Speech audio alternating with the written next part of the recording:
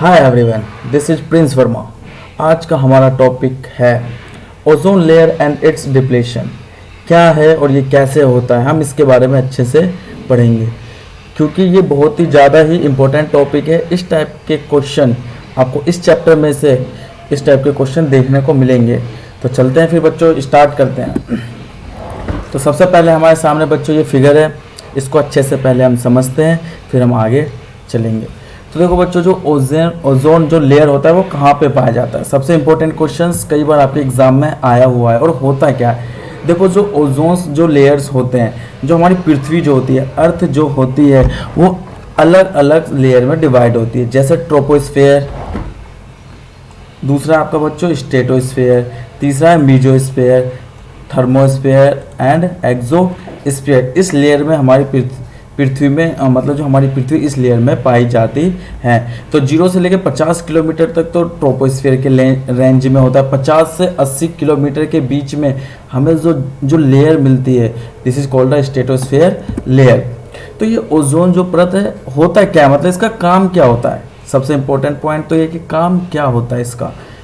तो ओजोन परत का काम ये होता है, जो सूरज होता है, जो सन होता है, सन से हानिकारक रेज निकलती हैं, जो पृथ्वी सर से जो हानिकारक रेज जो निकलती है, जो पृथ्वी के धरातल पर आती हैं।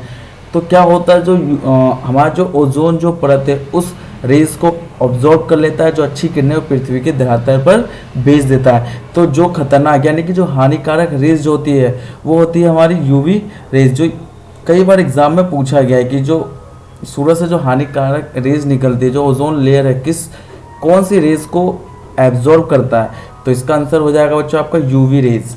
ठीक है, यूवी जो रेज होते हैं ए बी सी अलग अलग पार्ट्स में होते हैं, तो हमारा आंसर क्या आ जाएगा यूवी बी। अगर ऑप्शन में यूवी बी नहीं होगा तो आप यूवी रेज क्लिक कर सकते हो।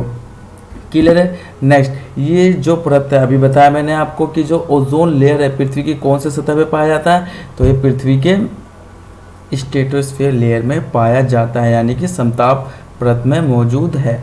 दूसरी बात यह है कि ये जो परत है, ये जो लेयर है, इसको हम दूसरे नाम से भी जानते हैं।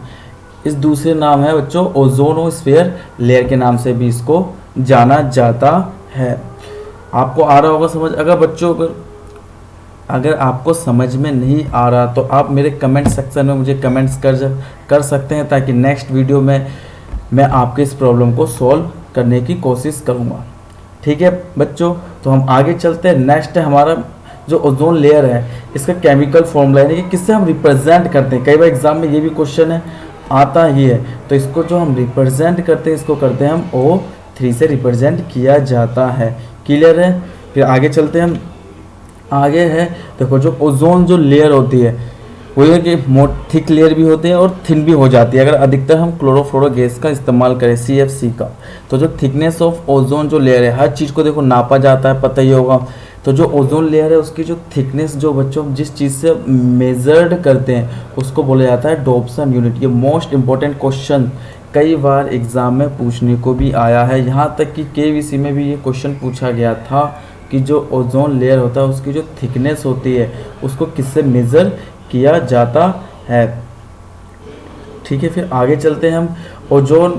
ओजोन परत में डिप्लेशन का मतलब होता है क्या है बच्चों। डिप्लेशन का मतलब ये होता है, मैंने अभी आपको बताया था थिक का मतलब ओजोन जो लेयर होती है मोटी परत होती है, और डिप्लेशन का मतलब कभी कभी मतलब ओजोन में ह्रास हो जाता है। ह्रास का मतलब उसके लेयर पे उसकी जो लेयर है धीरे धीरे थिन होती चली जाती है। तो ये होता कैसे है, तो हम इसके बारे में डिस्कशन करते हैं। चलो फिर देखो, जब वायुमंडल में, यानी कि कहने का मतलब ये हुआ कि जब हमारे इन्वायरमेंट में जैसे chlorine and bromine atoms in the atmosphere come in contact with ozone, यानी कि जब हमारे स्ट्रेटोस्फेयर लेयर में क्लोरीन एंड ब्रोमीन नाम के एटम्स जो अगर हमारे एटमॉस्फेयर में, जहाँ पे हमारा स्ट्रेटोस्फेयर लेयर अगर वहाँ पे पहुँच जाते हैं, तो ये करते क्या है, ये हमारे ओजोन लेयर के जो भी मॉलिक्यूल्स है उनको डिस्ट्रॉय करने का काम करते हैं। तो नेक्स्ट पॉइंट है हमारा एक क्लोरीन सिर्फ एक क्लोरीन बच्चों ओजोन के 1 लाख अणुओं को क्या कर सकता है, डिस्ट्रॉय कर सकता है, सिर्फ एक क्लोरीन। यहाँ तक कि देखो, ओजोन लेयर बनने में टाइम तो लगता ही है, लेकिन एक क्लोरीन एटम पूरे 1 लाख मॉलिक्यूल ऑफ ओजोन को क्या कर सकता है, नष्ट कर सकता है। नेक्स्ट है it is destroy more quickly than it is created, ये अधिक जल्दी से यह बनाया जाता है और नष्ट कर दिया। मतलब कहने का मतलब ये हुआ कि जितनी जल्दी हमारा ओजोन लेयर फॉर्म नहीं होता, लेकिन एक ब्रोमीन या क्लोरीन के एटम मॉलिक्यूल 1 लाख किसको अणुओं को ओजोन के लेयर्स को तबाह नष्ट कर सकते हैं।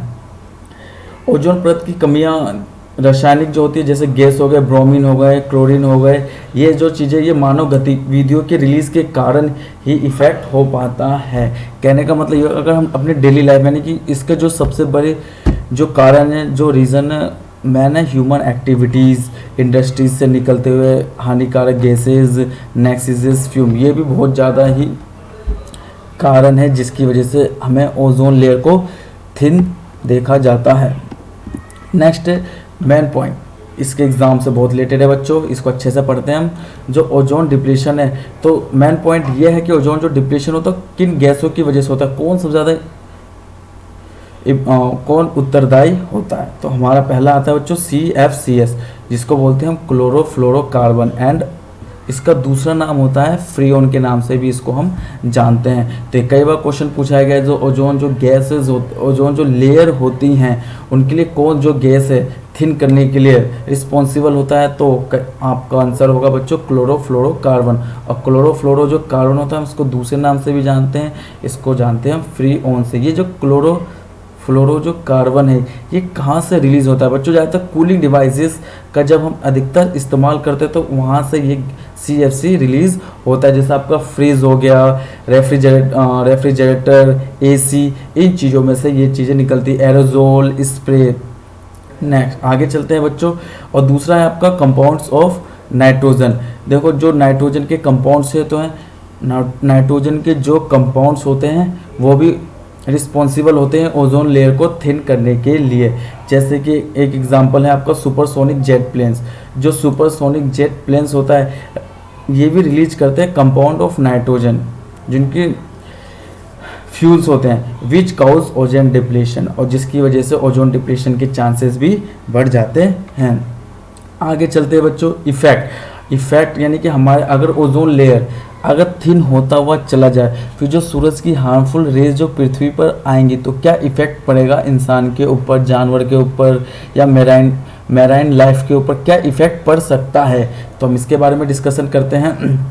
तो सबसे main point effect of human health, यानी कि ह्यूमन हेल्थ पे क्या इफ़ेक्ट पड़ेगा। तो ह्यूमन इफेक्ट पे ये पड़ेगा कि इंसान क्या हो सकता है, स्किन कैंसर यानी कि त्वचा कैंसर भी हो सकता है अगर ओजोन जो लेयर है थिन हो जाए और जो हार्मफुल रेज UV रेज जो पृथ्वी पे धरातल पर आए। तो सबसे पहला पॉइंट है जो स्किन कैंसर। तो कई बार एग्जाम में ये क्वेश्चन पूछा गया है कि UV रेज से कौन सी बीमारी क्या हमारे शरीर पे क्या इफेक्ट कर सकता है, तो आपका आंसर हो जाएगा बच्चों क्या, स्किन कैंसर मोस्ट इंपॉर्टेंट है।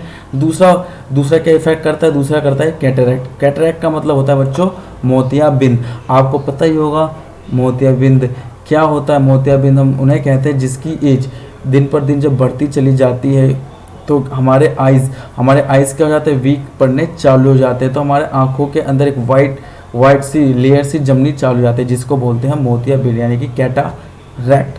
तीसरा हमारे शरीर पे क्या इफेक्ट पड़ता है, तीसरा हमारे इफेक्ट पर पड़ता है इम्यून सिस्टम, यानी कि हमारी प्रतिरोध जो क्षमता है उस पर भी ये इफेक्ट पड़ता है। प्रतिरोध क्षमता उसे कहते हैं जो हमें बीमारियों से लड़ने के लिए हेल्प करता है।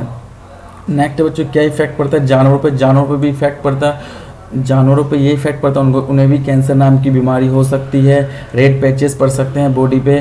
तीसरा होता है मेराइन लाइफ पे भी इफेक्ट ये होता है, जैसे फाइटोप्लैंक्टन हो गए, जू प्लैंक्टन्स हो गए, उन पे भी इफेक्ट करता है। इकोसिस्टम फूड चेन पे, लो फूड चेन पे इफेक्ट ये देखने को हमें मिलता है। नेक्स्ट है मिटिगेशन। तो हम इस जो ओजोन लेयर है इसको हम कैसे प्रोटेक्ट कर सकते हैं, तो इसके लिए सबसे मेन इंपॉर्टेंट है ये हमारा अवॉइड यूजिंग पेस्टिसाइड्स। अब पेस्टिसाइड तो आप जानते ही हो जो हम खेत वेत में इन चीज़ों में इस्तेमाल करते हैं पेस्टिसाइड, तो हम अगर इसका इस्तेमाल ना करें, जैसे मिथाइल ब्रोमाइड, ये भी बहुत ही हार्मफुल है हमारे एटमॉस्फेयर के लिए। दूसरा क्या है बच्चों, दूसरा ये अगर हम eco friendly cleaning product use करें। इको फ्रेंडली का मतलब ऐसी चीज़ जो हमारे इन्वायरमेंट को क्या नहीं करती हो, पोल्यूशन ना करती हो, इफेक्ट ना करते हो, मतलब तो इसके प्रोडक्ट को यूज़ करने से हम अपने इन्वायरमेंट को बचा सकते हैं। तीसरा क्या कर सकते हैं, तीसरा हमारा ये है minimise the use of vehicle. जितना हो सके हमें अपनी गाड़ियों का इस्तेमाल कम करना चाहिए। अगर न अब आता है ये कई बार एग्ज़ाम में पूछा गया है, ओजोन डे ये पूछा भी जाता है बच्चों। ओजोन डे होता है क्या है, देखो हर दिन हर समय हर डेट पे एक नया टाइम आता है। जैसे कि HIV एड्स है वो 1 दिसंबर को मनाया जाता है। इसी तरीके से जो ओजोन डे है वो कब मनाया जाता है, तो वो जो ओजोन डे है आपका 16 सितंबर को मनाया जाता है हर साल, यानी कि पूरा विश्व हर 16 सितंबर को मनाया जाता है ओजोन डे। इससे भी क्वेश्चंस आपके आने के चांसेस हैं बच्चों। इसे अपनी कॉपी में नोट डाउन कर सकते हो। बहुत ही इम्पोर्टेंट्स नोट्स हैं जो आपके बहुत ही ज़्यादा हेल्प करेंगे आपके एग्ज़ाम में। और मैंने इस तरीके से ये नोट्स लिए हैं ताकि आपको कहीं से भी बाहर से पढ़ने की इसमें ज़रूरत नहीं होगी। इसमें से 1 या 2 क्वेश्चन अगर इस चैप्टर्स में से आते हैं तो ज़रूर इसमें से ही आपके क्वेश्चंस फंसेंगे। तो नेक्स्ट क्वेश्चन ये कि the theme of world ozone day, यही पूछा जाता है कि जो ओजोन डे है उसका थीम क्या है। तो बच्चों इसका थीम है 2020 का जो थीम लिया गया है वो है ओजोन फॉर अ लाइफ। ये थीम है, इसको जरूर याद रखिएगा आप लोग। तो बच्चों अगर आपको मेरा यूट्यूब चैनल अगर अच्छा लगा तो प्लीज़ मेरे चैनल को सब्सक्राइब कीजिए और लाइक बटन को दबाइए। मैं उम्मीद करता हूँ आपको ये वीडियो अच्छा लगा होगा। ओके बच्चों, बाय।